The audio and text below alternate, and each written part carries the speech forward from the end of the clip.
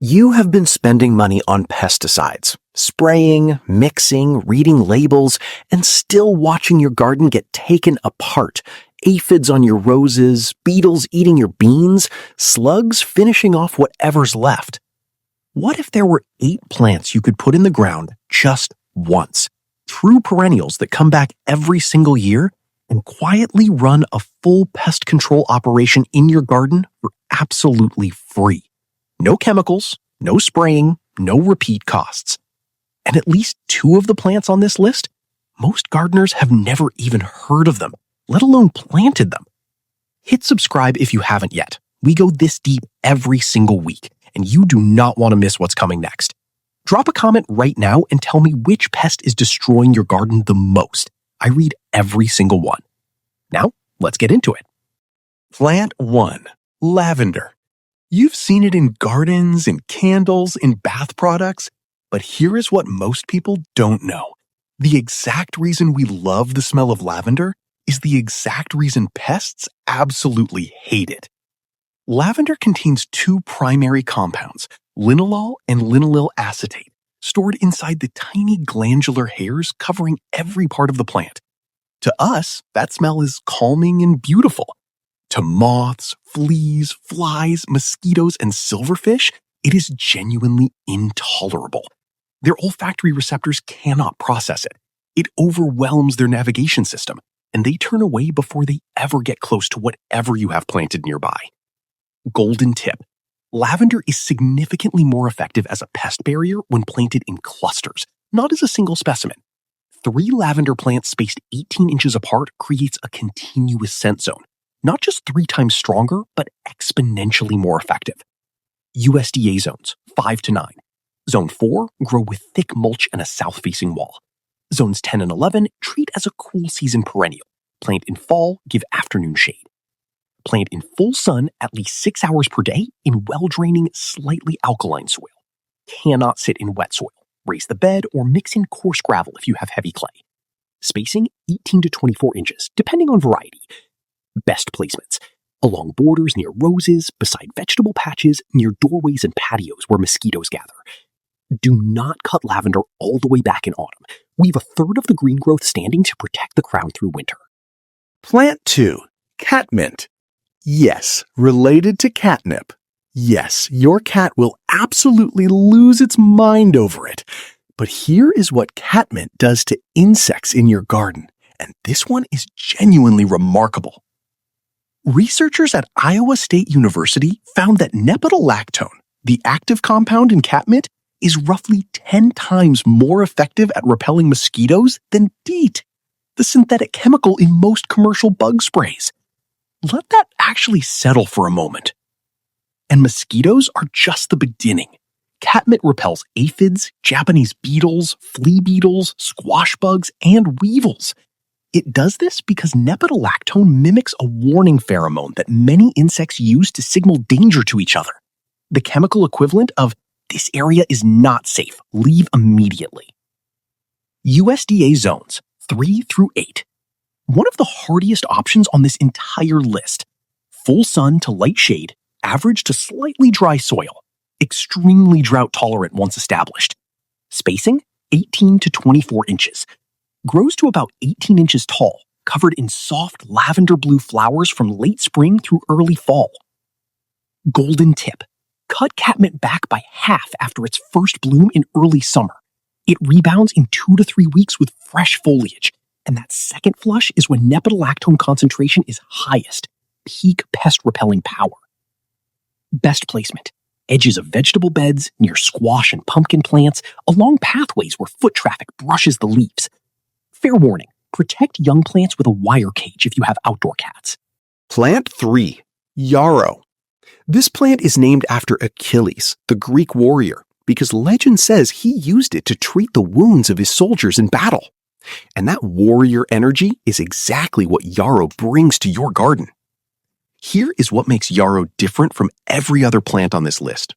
Yarrow does not just repel pests, it recruits an army to fight them for you. Yarrow's flat-topped flower clusters, called corymbs, are perfectly structured landing platforms for parasitic wasps, hoverflies, and lacewings. These are the insects that eat aphids, caterpillars, and whitefly larvae for breakfast. A single lacewing larva can consume up to 200 aphids in 1 week. At the same time, Yarrow's fine feathery foliage directly repels aphids through camphor and borneol. 2 mechanisms, 1 plant. USDA zones 3 to 9. Handles drought, poor soil, temperature swings, and neglect. Full sun in well-drained soil. Spacing 1 to 2 feet apart. Spreads by rhizomes, divide every 2 to 3 years to keep in bounds. Golden tip, Yarrow actually performs better in poor to average soil. Rich, heavily fertilized ground makes it floppy and less aromatic. And less aromatic means less pest repellent. Let it struggle a little. Plant at the corners of vegetable beds and in pathways between garden sections.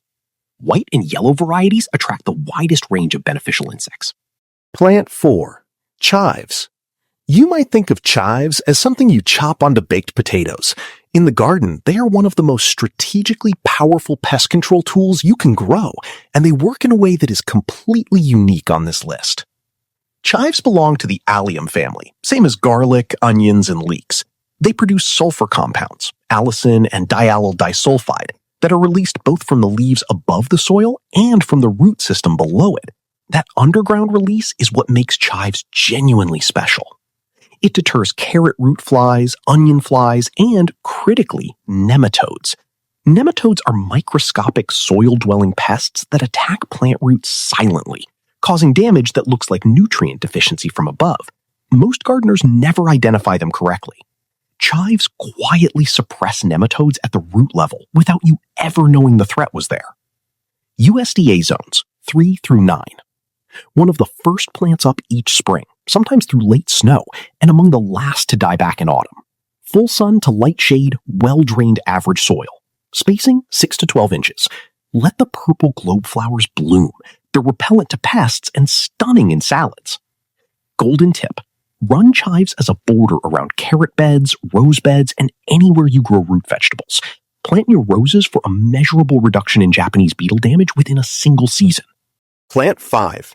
Painted daisy. This is where the chemistry of this list gets genuinely fascinating, because the active compound in this plant is the direct biological basis for an entire category of commercial pest control products on store shelves right now. Painted daisies produce pyrethrins. If you have ever seen the words pyrethrin or pyrethroid on a pest spray label, those synthetic versions are modeled precisely after what this flower makes naturally. Pyrethrins attack the nervous system of insects on direct contact, causing paralysis and death in aphids, thrips, spider mites, leafhoppers, and whiteflies. The living plant releases pyrethrins gradually and continuously at a level that deters and repels insects without environmental disruption. It is pest control operating exactly at the level nature intended, targeted, continuous, self-renewing. USDA zones 3 to 7. Zones 8 to 10, look for garden chrysanthemum varieties adapted to warmer winters. They carry similar compounds and are perennial in zones 5 to 9.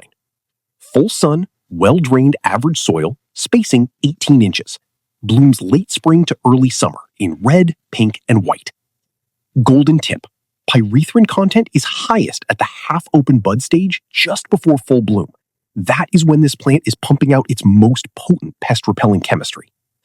Plant as a perimeter around vegetable beds, particularly around brassicas, cabbage, kale, broccoli, where thrips and aphids are a constant battle.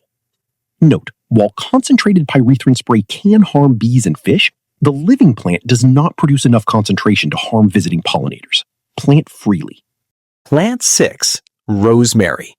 If you grow vegetables, especially brassicas, beans, or root crops, and you do not have rosemary somewhere in that garden, you have left a serious defense gap open, and you probably don't know it. Rosemary's essential oil is dominated by camphor, cineol, and alpha-pinene. To a wide range of pest insects, these compounds are chemically intolerable. Rosemary actively repels cabbage moths, bean beetles, carrot flies, Mexican bean beetles, and spider mites. Golden tip. Rosemary is most effective when positioned upwind of the crops it's protecting. Pest insects navigate into gardens on air currents. Plant rosemary on the windward border of your vegetable beds to intercept pests before they ever reach your plants. USDA zones 7 to 11, perennial. Zones 5 to 6, overwinter with heavy mulching or bring container-grown plants into an unheated garage when temps drop below 10 degrees Fahrenheit. Zone 4 and below, grow in containers, bring indoors November through March. Full sun, 6 to 8 hours minimum. Excellent drainage above all else. Wet roots in cold weather is the #1 way rosemary dies. Spacing, 2 to 3 feet for upright varieties. Creeping varieties work beautifully as ground cover along bed edges with equal pest-repelling potency. Prune after flowering in spring to keep it dense. Never cut into old brown wood. Always cut back into green growth only. Plant 7. Tansy. Let's be completely straight with each other here. This plant does not appear on many mainstream gardening lists. That is honestly a missed opportunity because tansy is arguably the most effective broad-spectrum pest repellent in the entire plant world. Tansy contains thujone, camphor, and borneol, a 3-compound combination that repels ants, cucumber beetles, squash bugs, Japanese beetles, Colorado potato beetles, houseflies, and mosquitoes. In colonial America, tansy was rubbed onto meat in summer to keep flies off it. It was packed around doorways to stop ants from entering homes.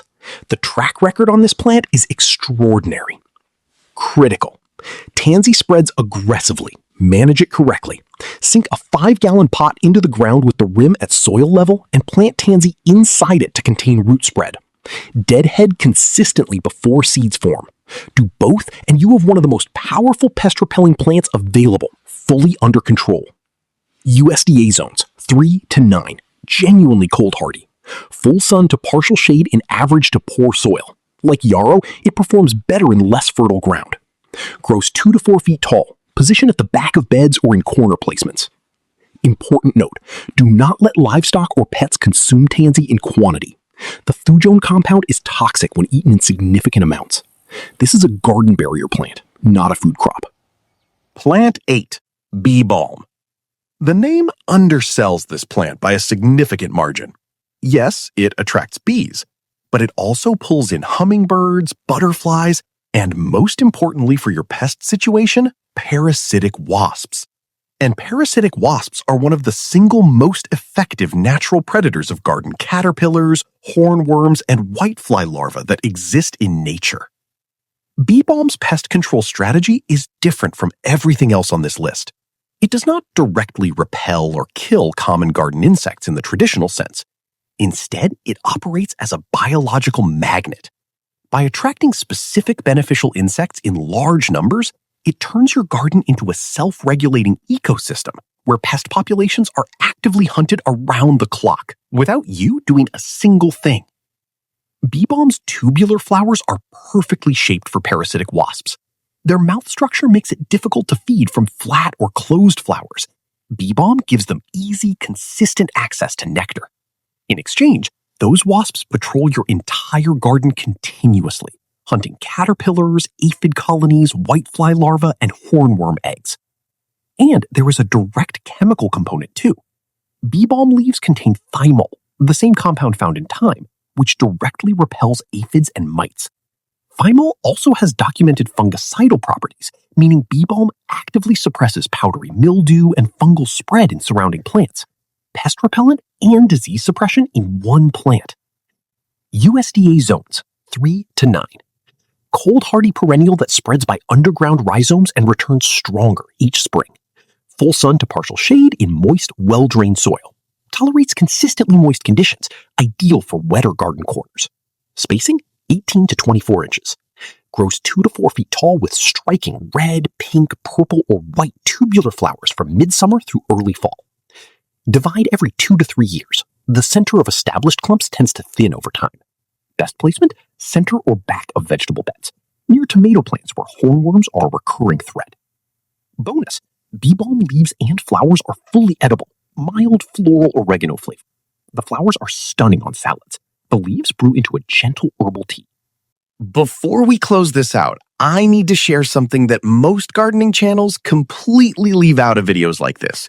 It is not just about which plants you grow. It is about which ones you put together. Because when you combine the right three, something genuinely impressive happens. Every plant we talked about today works well on its own, but three of them planted together as a trio create a layered defense system that covers ground level, mid-height, and the surrounding air, hitting pest insects through three completely different chemical mechanisms simultaneously. No gaps. The trio: Yarrow plus Catmint plus Tansy. Layer 1. Catmint, aerial chemical barrier. Operates at ground and mid-level, releasing nematolactone continuously into the air. Creates a chemical confusion zone that disorients and repels flying insects, aphids, beetles, mosquitoes, before they can land on anything near your beds, your first perimeter line. Layer 2. Yarrow, mid-level biological defense. Sits at mid-height running two operations at once. Camphor and Perennial add a second layer of airborne repellent. Flat open flower heads simultaneously recruit parasitic wasps and lacewings, the biological soldiers that hunt down whatever gets through the catmint layer. Layer 3. Tansy, ground-level chemical deterrent. Stands tall at the back, 2 to 4 feet, and broadcasts thujone at ground level, hitting the crawling pest population. Ants, cucumber beetles, squash bugs, Colorado potato beetles, the ones your airborne repellents don't catch. Little light bulb. Plant this trio at the 4 corners of your vegetable beds, one of each plant at every corner, and you create a 360-degree multi-level defense perimeter that runs itself all season, every season, year after year. To extend the system further, add chives as a border between the corners, underground nematode suppression plus above-ground sulfur barrier. Then plant rosemary on the upwind side of the whole bed. 5 layers. Yarrow plus Catmint plus Tansy at corners, chives along borders, rosemary upwind. Write that down. Look, if you came into this video frustrated, spending money on sprays that wear off in a week, watching the same pests come back every single season like nothing ever happened, I hope what you're leaving with is a completely different framework for how to think about this. You do not fight pests. You build a garden that fights them for you. Every plant we talked about today is a perennial. You plant it once, it comes back. Every year it gets bigger, more established, more chemically potent, and more effective. The longer it's in the ground, the harder your garden works for you automatically. You're not on the pesticide treadmill anymore. You're building something that compounds in value over time. Your starter recommendation? Zones 3 to 9, start with Yarrow. Easiest to find, inexpensive, practically impossible to kill, and it starts recruiting beneficial insects the moment it flowers. Zone 7 and above, start with Rosemary. Plant it upwind of your vegetable beds and let it begin working immediately. 1 plant this weekend. That is the start of a self-defending garden. If this video gave you something genuinely useful, share it with one person you know who is out here fighting the same pest battle. That is how this channel grows. Which one of these 8 are you planting first? Drop it in the comments below. I read every single one and I respond. There is a video coming up next that takes everything we covered today one step further. Companion planting combinations that don't just defend against pests, they actively boost your yields at the same time. 2 problems solved with 1 strategy.